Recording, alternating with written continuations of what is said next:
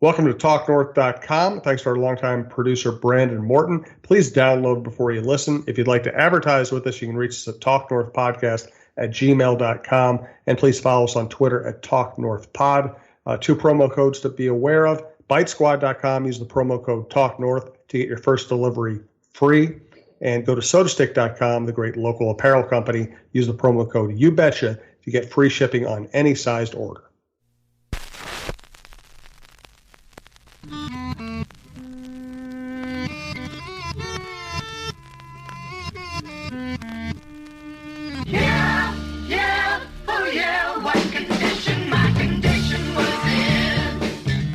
Last week on Roy Smalley's Chin Music, he predicted that the Twins would go into a bit of a lull and that Miguel Sano would get hot. He is 2 for 2. Sano busted out with a huge weekend, has been very productive in the last week after his long slump. And the Twins, as Roy said, they're a little banged up. They're kind of limping into the All-Star break. And we're recording this on Friday before their quick homestand, before the actual All-Star game. What do you see in the near future for the Twins now that you've watched them have a rare bad week this season? Well, you said it. We said it a week or so ago. They're limping into the All-Star break a little bit. They've got guys banged up, and as Rocco Baldelli said, there's not anybody that feels 100% right now. There's some guys that are out, and that are guys that are in, but not feeling that great. So this was bound to happen. They weren't going to play, 650, 700 baseball all season long. And I thought the series in Chicago, when they didn't win the Barrios game in particular, was kind of an indication. They're just not quite firing on all cylinders.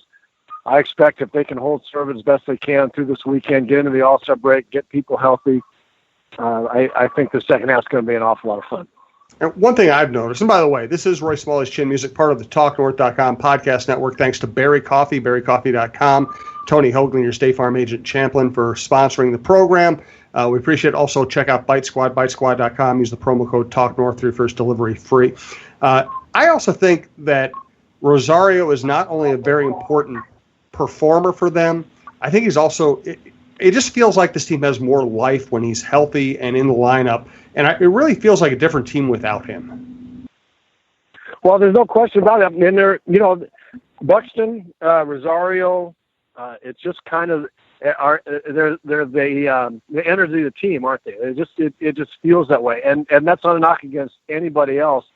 It's just how much those guys bring to to the lineup. And not only energy with Rosario, but he's your fourth hitter. Right. And he's deserving of being your fourth hitter. And when you lose your fourth hitter, you don't just move on. Well, let's throw another guy in there. Let's make up a lineup now where we've got as good a fourth hitter and fifth hitter and sixth hitter as we had when Rosario was in there. It's not going to happen. So you get banged up, you do the best you can, you get guys healthy, and then you move up, back to where they've been.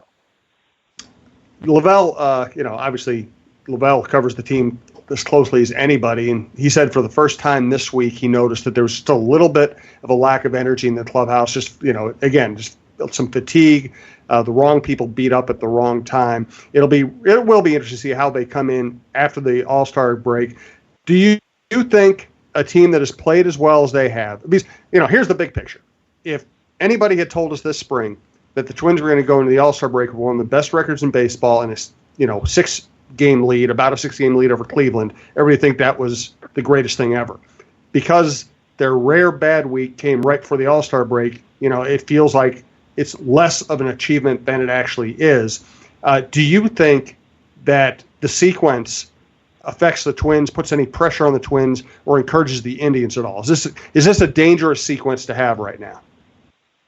Yeah, I think it encourages the Indians. The Indians are encouraging themselves by the way they played, and you figure that was coming from them. I mean, they're the defending champs, and they're not going to, even with a lineup that's drastically different, there's enough guys there and enough pitching there for them to go on a run and say, hey, wait a minute, not without us making some noise. So you figured that would be coming.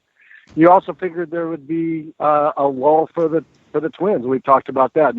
no team has won their division without going through a significant down streak, where somebody 2-8 or 3-12 or whatever. I mean, it happens every year to every good team.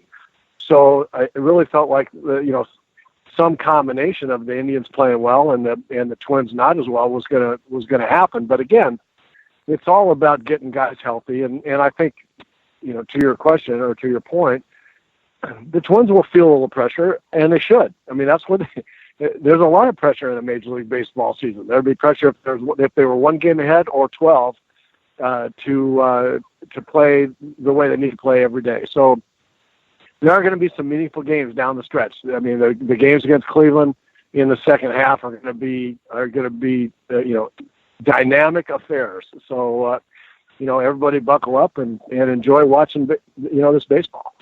This is a party edition of Roy Smalley's show. Roy is at an undisclosed bar about to drink a Bloody Mary. He says he's about to drink. That's concurrent with concurrent. I was kind of hoping that. I was kind of hoping we were having a Jimmy Buffett vibe to the show. It's a holiday weekend. Why not? One thing you did a great job breaking down Sano, both his struggles and why you were encouraged and thought he would break out of it. What I found really interesting, Roy, is that those 4 homers he hit, whatever it was, Friday through Monday. I mean, they're home runs, right? He got his pitch, he hit it hard, they went out, but they weren't monster home runs. It wasn't like he was going, okay, great, I got a cookie and I was waiting for that cookie and I hit it 500 feet. They were kind of really controlled swings where he just let his natural power hit it about 5 rows deep. I actually found that encouraging. They looked like he made hitting home runs look routine. I think that's a great observation, and the reason it looked that way is because his mechanics, that he's been working on, that I talked about last time. I was so encouraged by what they were trying to get him to do, and the fact that he was buying into it. And it's what's even better is that he's seen some real results doing it ostensibly their way, right? Not his way, not the way he's done it his whole life, which, as I have said before, was not going to work. I mean, he was not going to be able to have the hitting mechanics that he had and sustain any kind of offense in the big leagues. But he can do it with this approach that he's got right now, with the mechanics they're trying to get him to do, and he's buying into that. So I'm really encouraged. And what you're saying is that as a result of these mechanics, he's just hitting the ball hard. And for most people, a lot of the balls he would hit would be one-hop doubles off a fence someplace, and he's hit it to left center. And all those one-hop doubles for most people, it's a home run to left center, home run to center, home run to right center, those kinds of things, because that's the kind of strength and talent he has.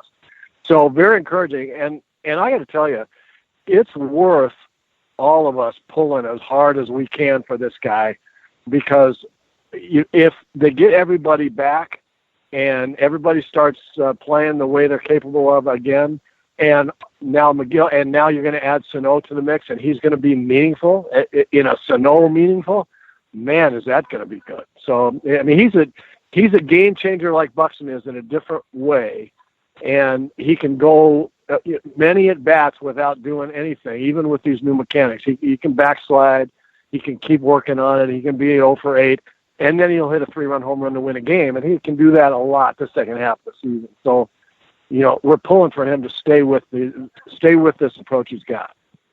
I would encourage everybody to go to berrycoffee.com. It's a proud Minnesota-based coffee company. They started here, and now they are in restaurants, bars, businesses, and homes all over the Twin Cities. Steve Brem goes out and finds the coffee beans himself. They're carefully selected and imported from the best growers in the world, and he's very green. He's very environmentally conscious. You should buy local. I know I do in all aspects of life. I buy local whenever I can. This is a great local company with great customer service. Roy's been friends with Steve for a long time. I've gotten to know Steve. I order my stuff through Berry Coffee, and it's the best coffee I've ever had. It's also the best service I've ever had. So check out berrycoffee.com. The other thing, I know lineups aren't the most important thing in the world. You basically want your good hitters up front and your lesser hitters down the bottom, and it'll all work out not too badly. But I do envision a lineup now with Kepler having a breakout year, Polanco having a breakout year, Nelson Cruz holding down number 3, Rosario in the cleanup spot. And if Sano can be their fifth hitter, their ideal fifth hitter, that is a monstrous lineup. I mean, they're already hitting 1 million home runs, but I think they could even be better. I agree with you. And that Sano, a true Sano, makes them immeasurably better. And so you take those first 4 guys that you just listed, and then say, okay, 5 through 9 in any combination is going to be, Sano, Crone, and Scope, and Buxton, and you go, okay, we're good. Let's take it out there. That's just. You're not. Those first 4 guys are meaningful, but the last 5 guys can be meaningful, and we're throwing Castro and Garver in there, and I think Garver's just going to keep getting better and better and better and better as a hitter as well. So the next 5 guys aren't shabby either, but you need all those guys healthy, and if they are, then you've got some kind of awesome lineup. It's obvious that Garver has matured as a hitter, and he's matured into a guy who, instead of hitting the ball hard once in a while, hits the balls hard all the time. What either mechanically or mentally have you seen change in him? Part of it is experience. Part of it is just now knowing that he can hit in the big leagues. That's such a big step for a young guy, and the other part of it is, and he believes that now. He believes he is a middle of the order hitter now in the big leagues, which is a big step, a big accomplishment, and maybe as important as anything else.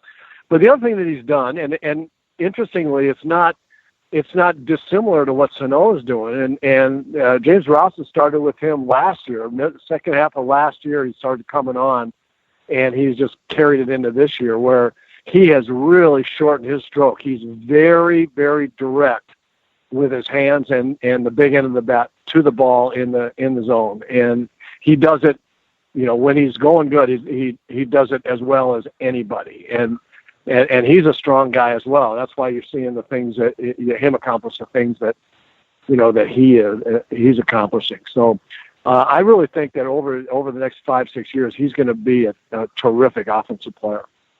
Think about this question while I thank Tony Hoaglund. Of the Twins who are not in the All-Star game, who is the most deserving? I have a thought, and I want to hear your thought. Do want to thank Tony Hoaglund, Hoaglund. Tony supplied a couple of tickets for the 3M Open that are being used as we're recording this. We had a winner down at Tin Shed when we were doing the Russo show. He's been a great supporter of the network, and he's just a good. I saw him out at the 3M on Wednesday. He's out there with all of his people. He runs State Farm out of Champlin. Check him out, Hoaglund. Hey, Minnesota sports fans. This is your local State Farm agent, Tony Hoaglund. I need you all to ask yourselves this question. If you're in an at-fault car accident and you are sued for $700,000, how much of that $700,000 will my current insurance company pay? If you are unsure or can't answer all $700,000, you need to give us a call. State Farm has been number 1 in car insurance since World War II and number 1 in homeowners insurance since 1964. For a no-obligation review of your current policies, call us at 763-421-4900 or check out our website at www.champlininsurance.com. So what do you think, Roy? Who would be the one person you would add to the American League All-Star roster from the Twins if you had that power? Well, I'm going to give you a 1 and a 1A because it's that close. And, those 2 guys are Rosario and Kepler. And the reason I say 1 and 1A is there just is a thing in the big leagues around the All-Star game is you have to get recognized and noticed for being an All-Star caliber player almost 1 year before you can then get into the All-Star game the next year. And barring just unbelievable stats that you throw up there where, kind of like what Polanco has done, where regardless of anything else, fans and players and the commissioner's office, Polanco's got to be in the All-Star game. He's just got the best numbers. Rosario and Kepler belong in the All-Star game based on the numbers that they've put up. And the unfortunate thing for Max Kepler is that he hasn't done it enough before